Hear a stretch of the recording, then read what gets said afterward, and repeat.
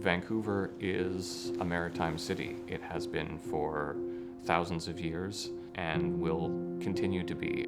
So the Maritime Museum, I think it's a mixture of two things. It's some special people and a really special story to tell. One of my students asked me, "What's in there?" And I said, "Let's go find out."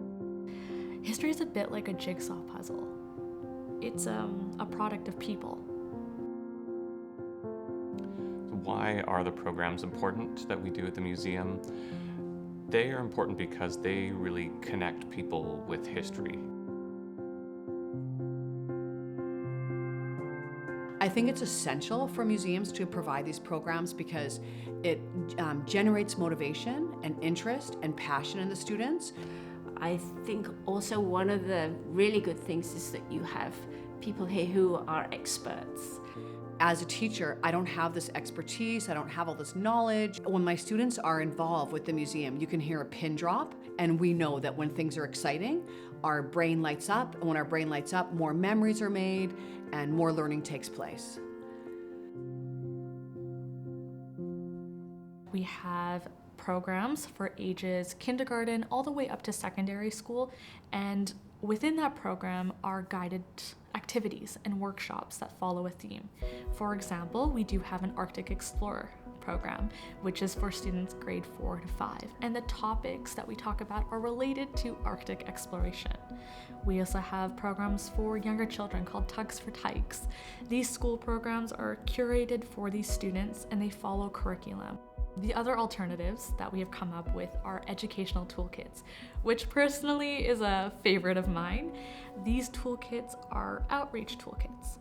So it's taking the museum home in a box. So one of the toolkits that we came out with last year was called Science of Navigation, and it was using mathematics to teach history. This last week, actually, we had a new toolkit come out called the Ship to Shore. It's the stories of people who have gone from ship to shore, and specifically the stories of immigrants who have arrived in British Columbia by ship in the last 200 years.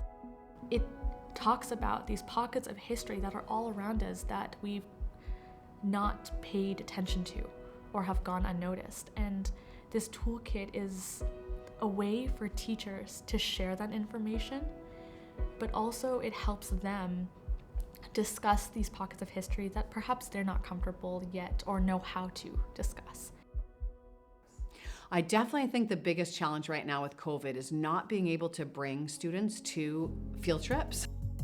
Having the online field trip was outstanding. I was really impressed.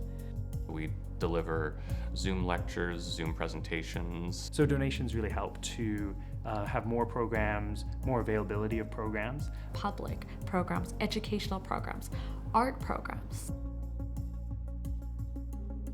This might be the child's only experience with the museum, and it's so essential that all children are given the privilege and fortune of being able to come to these museums, and it's not always possible for everyone to come, so by donating, we make it more of a public access so that everyone can be welcome at the museum.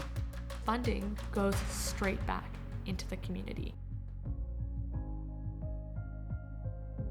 We want our students and our community to have the best of the best. You're making a real tangible donation into the future of our society. The future of the programs department is going to be exciting. Come and take a look and see.